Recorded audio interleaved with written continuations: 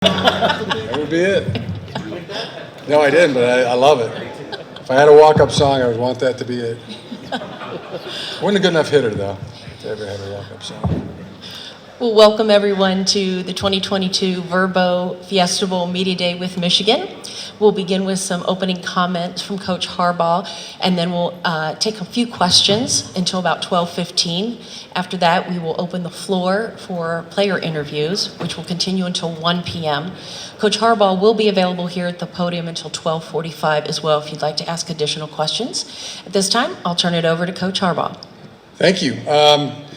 Super thankful, really for everything, for the CFP, all the hard work they did in their committee, board members of the Fiesta Bowl. Everything's been top-notch. Practice facility's been outstanding. At the Angels, thank their organization. They did a tremendous job. The food's been great. The hotel's great. It's really allowed us, to lock in on our preparation and our focus. And the thing we're most excited about is the opportunity. Just a tremendous opportunity that not everybody gets. Some people go a lifetime without having an opportunity like our team has. And through our talent and through our hard work, we've created this for ourselves. And couldn't be more excited about the opportunity that awaits us in 2 days.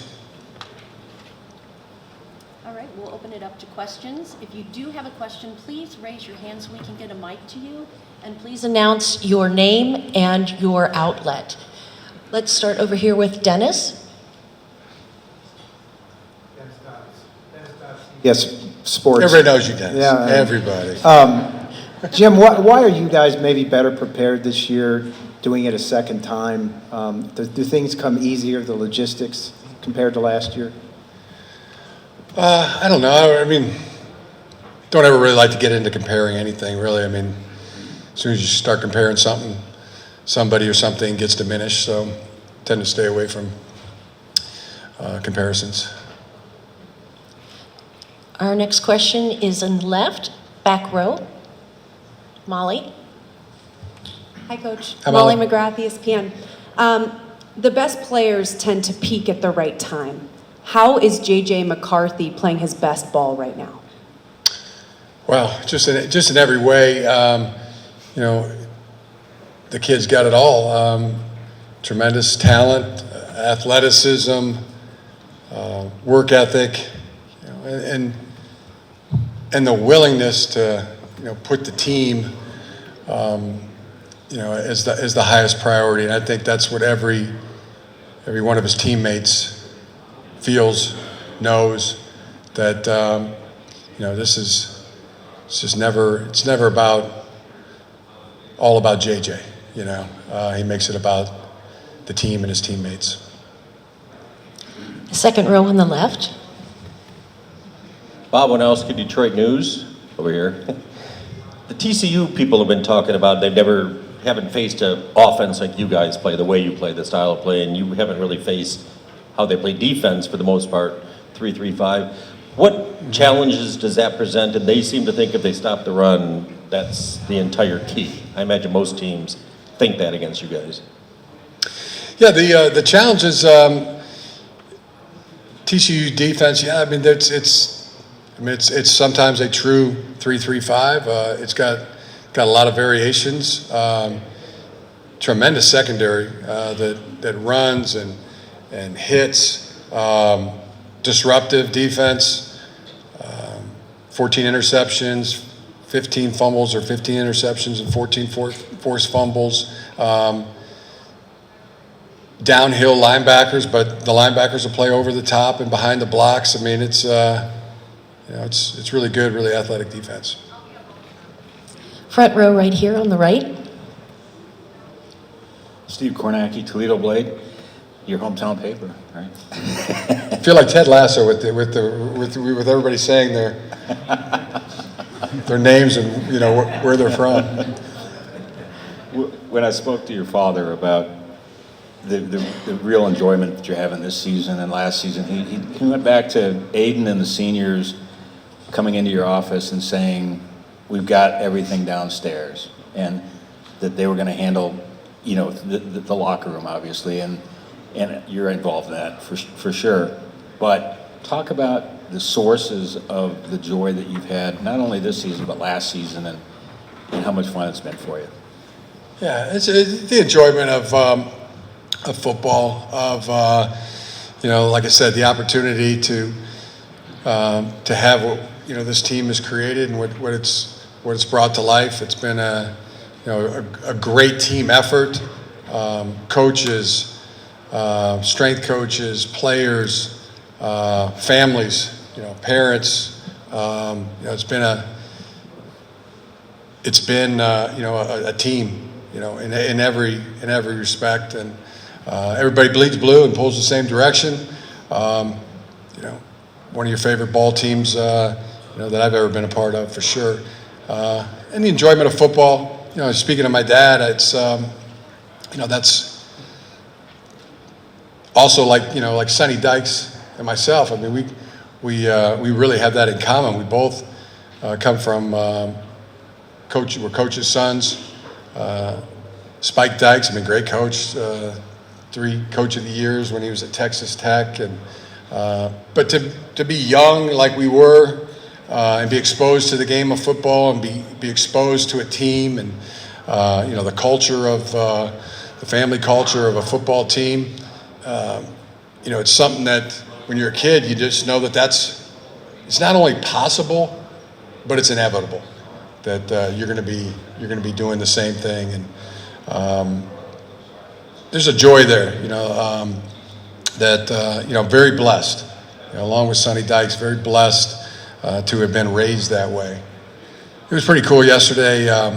Brian Jennings, who was our long snapper in San Francisco, brought his son Max over to practice, and just to see the smile on his face, you know, just being around the team, and you know, the way he ran to his car and get his pen so he could get, you know, autographs from the players, and you know, fist bump JJ when he came on the bus. It just brought me back. I mean, that's the blessing that you know, my dad was able to give me, and Spike Dykes gave Sonny Dykes. It's just not only possible, but it's inevitable. And I see that's the way our players, our coaches, approach the game of football, with a great joy. We'll go right to the right-hand side here in the back. Thanks. Head Coach Mark McClune, 3TV CBS 5. Welcome to the Valley. You mentioned Ted Lasso, so I'm just wondering, what coaching philosophies do you take from Ted Lasso, if any? Just everything. Everything's perfect. I mean, just my favorite TV show, you know, right up there with the Rockford Files for my, and yeah, there's just so good. So many. There's a lesson. There's a lesson really in every show. You know, whether it's a life lesson or a coaching lesson. That's what I take from the show Ted Lasso. A question on the left in the far back. Hi, Jim. Ryan Zood with MLive. What are the statuses of Andrell Anthony and AJ heading into Saturday? I don't have a status report for you. Another question here on the left, off to the side. Brendan Marcello, 24/7 Sports. Coach, how much credit does Ben Herbert deserve for what you guys have been able to do along your offensive line these last several years? And also, how does this one stack up from the great ones you've been able to coach throughout years in the NFL, and of course, the ones we saw at Stanford? Yeah, I mean, I give Ben Herbert all the credit. I mean, he is the X factor in our football program. It's a center of player development. He's phenomenal. You know, is you know, more than anybody in our entire program. He is, and it's with every player. It's with every position group. You know, his impact. You know, every single player and coach and myself. You know, it just we just think he's the best. Doesn't get any better. There's nobody better. Like I said, he's our X factor. We'll stay here on the left. Jim, Jack Doles from Wood TV, Grand Rapids. Second straight year you guys have had the top offensive line. Carson Barnhart's been a big part of that. What is it about him that has made you want to pencil him in week after week? He's a most improved player on offense. He's just had a tremendous season. It just kind of epitomizes great team player, great teammate, blue collar, hard working, talented. Just the reasons we're here, you know, because of talented guys that work really hard and really play well together, play well as a team. He epitomizes that. Last row in the left. Aaron McMahon, MLive.com. Jim, the last couple of years, college football has obviously gone more spread. You've elected to revert back to the passing game, or the rushing attack. I'm wondering why you decided to do that ultimately and why you think it's worked. Well, we like, you know, you've been around, Aaron. We like them both. I mean, we like to run the ball. We like to throw the ball. We like play action. We like perimeter runs. We like inside runs. We like all those. We like them all. But I mean, it really comes down to you could run, you go through the air, or you could go by the ground, and we definitely want to be, you know, we strive to be really good at both. Second row on the right. Hi, Jim. Ralph Russo from AP. What was it about Sharon Moore that has allowed you to build trust in him? Yeah, you didn't really know him when he joined your staff that well, but he's become seemingly a vital part of that. They don't get any better. You know, there's been a lot of great line coaches. I can't think of one better than Sharon Moore. And he's a great teacher. First of all, I'll start with that. I mean, and teaching and coaching is synonymous.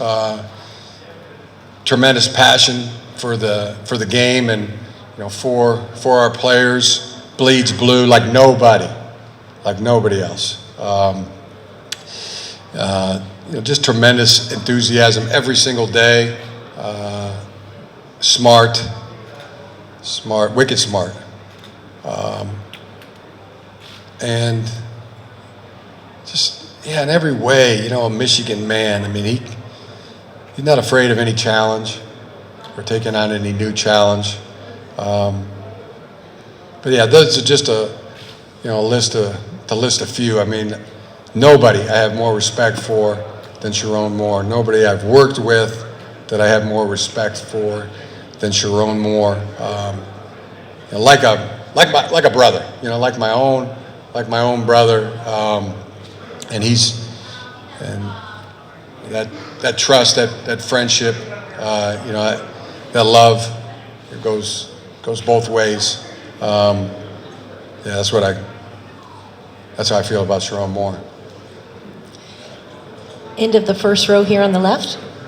Coach, Jack Singer, Arizona Daily Star. I was just wondering, obviously Donovan Edwards, the rest of that running back room's had to step up with Corum's injury. How has Blake continued to be an integral part of this team and kind of be a leader despite not being out there on the field?